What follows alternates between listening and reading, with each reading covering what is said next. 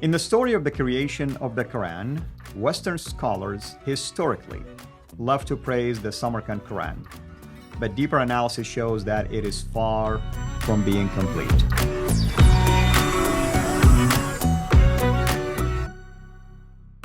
We will let Dr. J, of course, unpack that of us. What we're talking about is the Samarkand manuscript found in Tashkent, Uzbekistan. Dr. J, welcome back. Thank you. Thank you.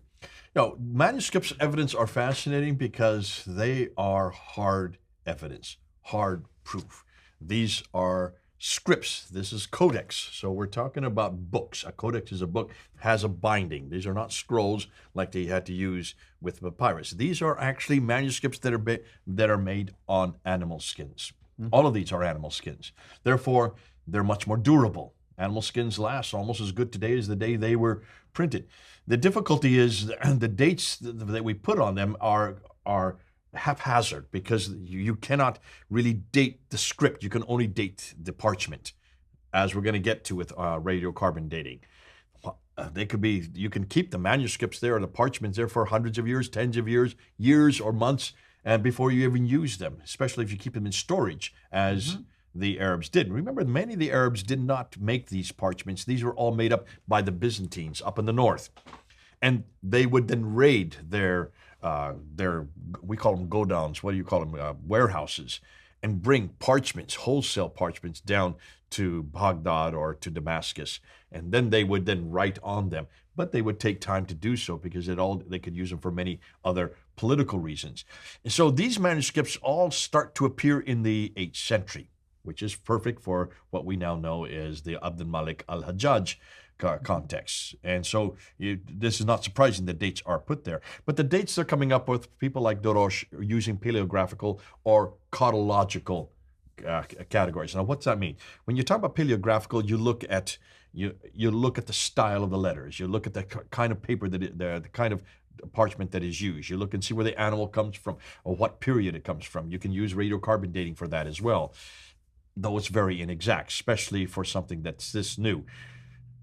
Chronological, you look at the shape of the letters. You look at also what kind of designs are in there. You look and see if there's designs that are there that are similar to buildings.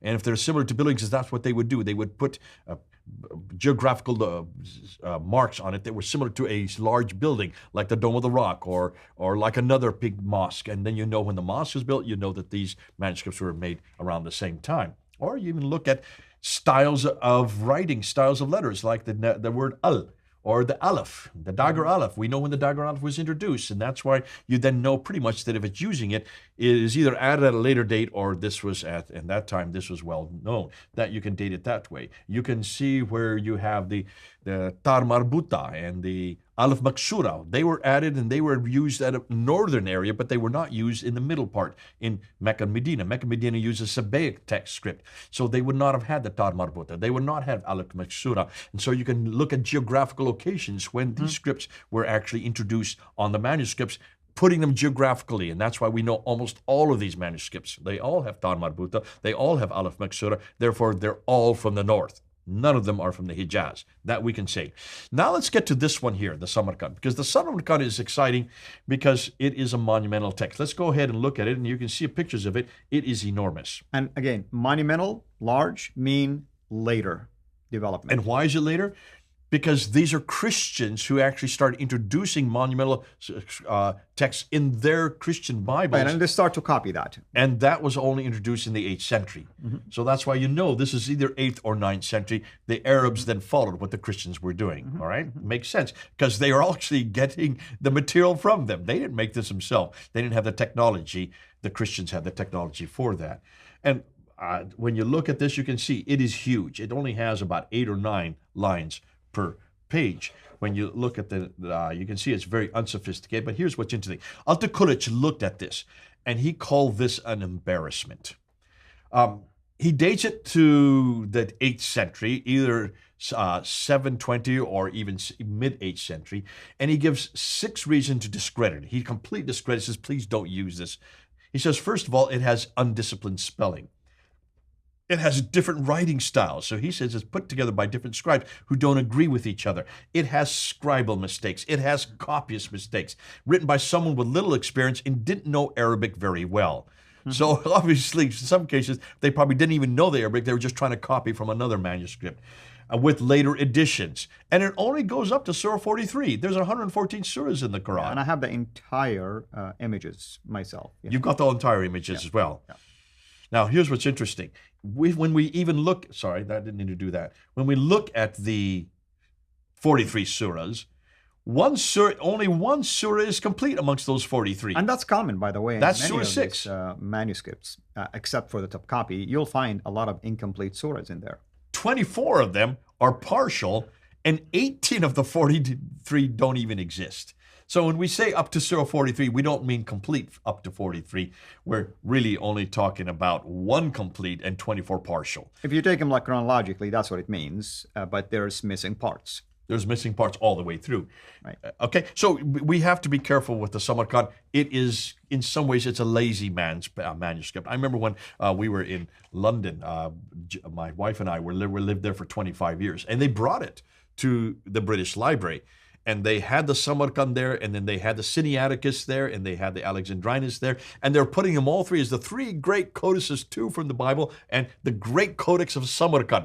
And this is before Altikulac, or just about the time that Altikulac came out with this book. By the way, let me just say something about this book. The first 86 pages in this book are all written in English. You need to read it. Which is the introduction, basically. It's the introduction, and it's all in English, and it describes what they found. You've got to read this, because he just tears to pieces all of these. And this is where you find out about the problems of the Samarkand. And here they brought the Samarkand to the British Library. This was just coming out about that time. And we were reading it, and what they were saying at the British Library was not what Altikulac was saying. Altikulac was making a mockery of this manuscript. And here at the British Library, they were effusing it and ebullient about it and saying, oh, what a great manuscript. It is a complete manuscript. It has no problems. This is the beauty of the man. And we were hearing what Altikulac was saying, the Muslim scholar, who is the only one that really looked at it, completely contradicting what the British Library was saying, which is typical of Western scholars. They will only say what the Muslims will tell them. Had they only read what Altikulac, they would probably not even had it on display.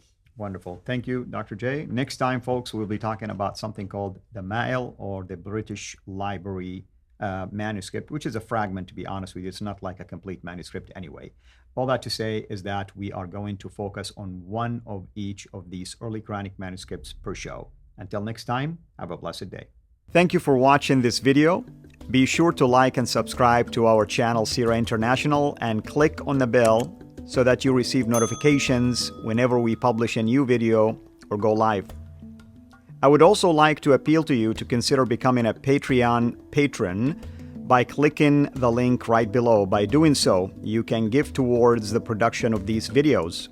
There are also other options for you where you can give to our channel. I thank you from the bottom of my heart.